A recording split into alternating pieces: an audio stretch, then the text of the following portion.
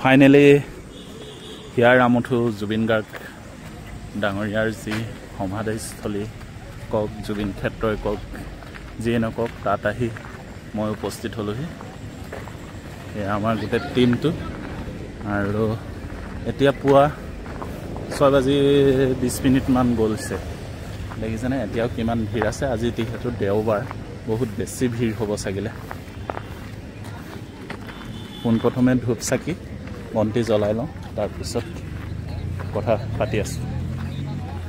মোৰ ধূপ চাকি বন্তি জ্বলোৱা হৈ গ'ল আৰু জুবিন দাক এখন গামোচা আৰু জাষ্টিছ ফৰ জুবিন দা, জয় জুবিন দা লিখা এখন গামোচা দিলোঁ আৰু এখন চিম্পুল গামোচা দিয়া হ'ল আমাৰ তৰফৰ পৰা।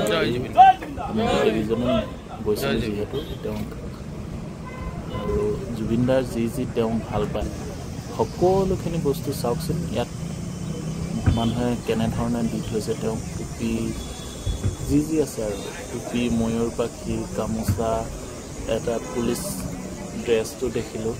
আৰু প্ৰত্যেকজন মানুহে প্ৰায় আহোঁতে তেওঁৰ কাৰণে তেওঁ শ্ৰদ্ধাত এখনকৈ গামোচা লৈ আহিছে। আৰু বিশেষ আকৰ্ষণৰ চাওকচোন, প্ৰভু ভক্ত কুকুৰ বুলি কয় যে, সঁচাকৈয়ে প্ৰভু ভক্ত আছিলে কুকুৰজন। এইজন কেতিয়াবা আপুনি নিউজত দেখি আছে, কেতিয়াবা আছে, আৰু এওঁৰ বিষয়ে বেছিকৈ বহলাই ক'ব নালাগে চাগিলে।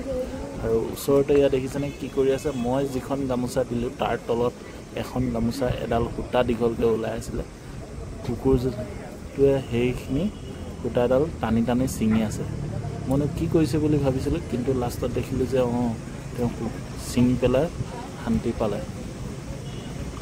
আৰু আমি যিহেতু গৈছিলোঁ বহুত পুৱাই গৈছিলোঁ জুবিন ক্ষেত্ৰলৈ, এই বাইদেউগৰাকী যি কাৰ্বি বাইদেউ নিউজত আহি আছিল, তেওঁকো দেখা পালোঁ। তেওঁ এতিয়া মানে সজাই আছে গোটেই কালি যিবিলাক ফুল লগাইছিলে, হয়তো সেইবিলাক ফুল মৰহি যোৱা দেখি আকৌ নতুনকৈ এনেধৰণৰ ফুল সজাই আছে, দেখিছে নহয়। এতিয়া মেইন যি সমাধিস্থলী আছিলে, নৱপ্ৰজন্মৰ সাৰ্থক জুবিন গাৰ্গ ডাঙৰীয়া যেন আমাৰ যে ভগৱান আছিল, সেয়া কোনোপধ্যেই না কৰিব নোৱাৰি। চাওকচোন কেনেকৈ পাৰবিলাকে, প্ৰকৃতিও একচুৱেলি তেওঁ শ্ৰীচৰণত শৰণাপন্ন হৈছে। সেয়া আমি আৰু নতুনকৈ ক'বলগীয়া কোনো কথা নাই বা ভাষ্য তাত প্ৰদান কৰি একো লাভ নাই। তেওঁ যেন আমাৰ কাৰণে ভগৱান হৈ আহিছিল আৰু ভগৱান হৈয়ে আমাৰ মাজত থাকিব, সেইটো সদায়ে আমাৰ মাজত ভগৱান হৈয়ে থাকিব। সেইটো আৰু নতুনকৈ ক'বলগীয়া কথা নহয়। চাওকচোন পাৰবিলাকে কেনেধৰণে মৰণ প্ৰাৰ্থনা কৰি আছে।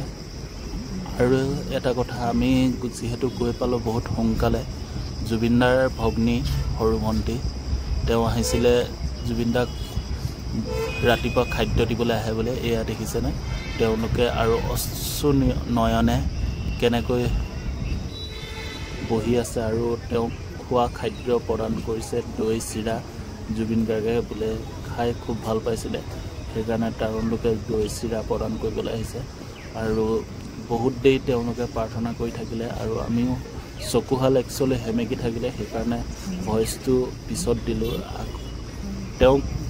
তেওঁ যিখন চিতা আছিলে, সেই চিতাখন দেখি কোনো এজন মানুহৰ মনত যেন পৰি নাহা কোনো কাৰণেই নাথাকে, মানে নিজে নিজে অশ্ৰু নিগৰি আহে। ইমান এটা দৃশ্য, মানে বেলেগ এটা দৃশ্য আহি যায়। আৰু জুবিনদাৰ ভগ্নী আহি আছে আনফালে, তেওঁলোকৰ যি খোৱা খাদ্য দিবলৈ আহিছিলে পুৱাৰ, সেই খাদ্য প্ৰদান কৰি হৈ গ'ল। আৰু আমিও তেওঁলোকৰ লগত অকণমান কথা পাতিলোঁ। খুব ধুনীয়া বাইদেউগৰাকী, খুব ভালকৈ কথা পাতে মানুহৰ লগত। আৰু সেই সময়টোত একচুৱেলি ভিডিঅ' কৰি থকা নহ'লে, কাৰণ মই বৰ ডাঙৰ ৰিপৰ্টাৰ বা কোনো চেনেলৰ স্বত্বাধিকাৰী নহয়। অকণমান চেল্ফি লওঁতে অকণমান ভিডিঅ' লগাই দিছোঁ, চাওকচোন সেইকণে ভিডিঅ' কৰি ৰাখিছিলোঁ মাত্ৰ। আৰু আনফালে এইখিনি জুবিন দাক জনতাই দিয়া মৰম চেনেহ আৰু তেওঁৰ ওচৰত বিচাৰি অহা আশীষখিনি চাওক, কেনেধৰণে দম গামোচা, অকল গামোচা বুলিয়ে নহয়, নিজ জাতীয় সাজ পোছাকসমূহো ইয়াতে আছে।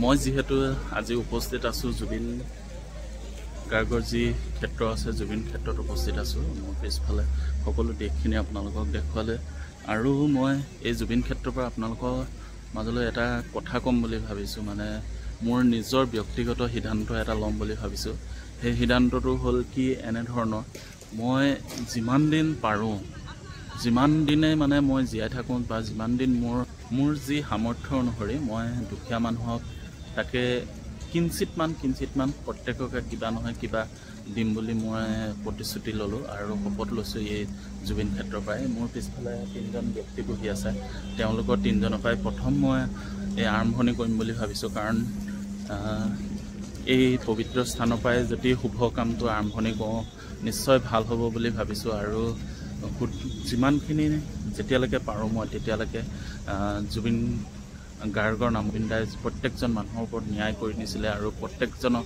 ওপৰত দুখীয়া মানুহৰ মানে সহায় কৰি গৈছিল যেনেকৈ ৰোগীয়াসকলক কিবা নহয় কিবা এটা দিছিলে সেই অনুপাতে মই কাম কৰি যাম জেগাত কোনো মোৰ কথা ক'বলৈ মনে নাছিলে মই ভিডিঅ'টো যিও কিন্তু মোৰ একদম মানে একেবাৰে কথা ক'বলৈ মন নাছিলে কিন্তু এতিয়া মই যিহেতু এটা মনে ভাবিলোঁ মই কিবা এটা নহয় কিবা এটা কৰি যাম আৰু যেতিয়ালৈকে মই পাৰোঁ শক্তি মোৰ গাত শক্তি থাকে বল থাকে মই তেতিয়ালৈকে কৰি যাব সমৰ্থ হওঁ তেতিয়ালৈকে মই কৰি যাম বুলি মই দৃঢ় প্ৰতিজ্ঞা লৈছোঁ আৰু দৃঢ় প্ৰতিশ্ৰুতি আপোনালোকৰ মাজতো অৰ্পণ কৰিছোঁ তাকেহে ক'লোঁ আৰু মোৰ পিছফালে যি 3জন ব্যক্তি আছে সেই 3জন ব্যক্তি পাই মই আৰম্ভণি কৰিম বুলি ভাবিছোঁ তাকেহে অকণমান দেখাই দিওঁ আৰু মোৰ বিশেষ মানে কাৰোবাক মানে দুখীয়া বা কিবা বুলি মোৰ অকণমানো ইচ্ছা নাই কিন্তু হ'লেও যিহেতু কামটো কৰিম বুলি ভাবিছোঁ যেতিয়া দুখীয়া মানুহৰ লগত তেতিয়া ভোগ কৰি যাওঁ তেওঁলোকৰ লগতে বলকচোন যাওঁ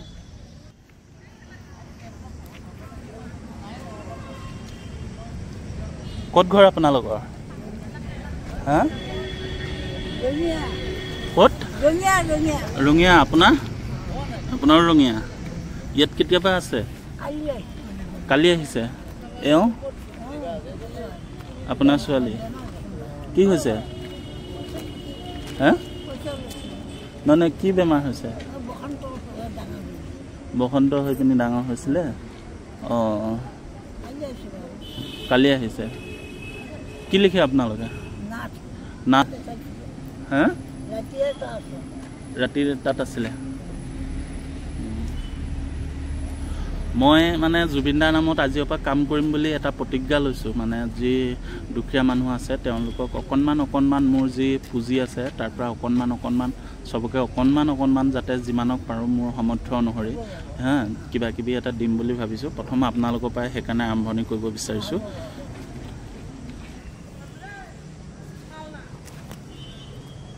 আপোনালোকৰ 3জনকে প্ৰথম আৰম্ভণি কৰিছোঁ হ'ব এনেকৈ অকণমানকৈ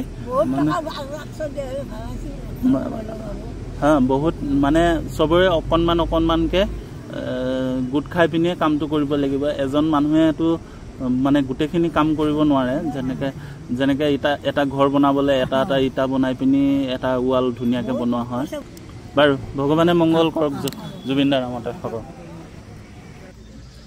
যিহেতু জুবিনদাৰ নামতে আজিৰ পৰা কামটো আৰম্ভ কৰিলোঁ প্ৰত্যেক দিনাখনি নহয় প্ৰত্যেক মাহ বুলি যোনদিনাখনি সময় সুবিধা মিলাব পাৰোঁ আৰু নিজৰ পুঁজি সামৰ্থ্য অনুসৰি কেনেধৰণে দিব পাৰোঁ সেইটো চাই পিনি দিয়া হ'ব যাতে প্ৰত্যেকজন দুখীয়া মানুহকে মই এটা মানে প্ৰতিশ্ৰুতি লৈছোঁ আপোনালোকৰ এই জুবিন ক্ষেত্ৰৰ পৰাই আৰু আশা কৰিছোঁ মই সুদূৰ ভৱিষ্যতলৈকে এই কামটো কৰি যাব পাৰোঁ ধন্যবাদ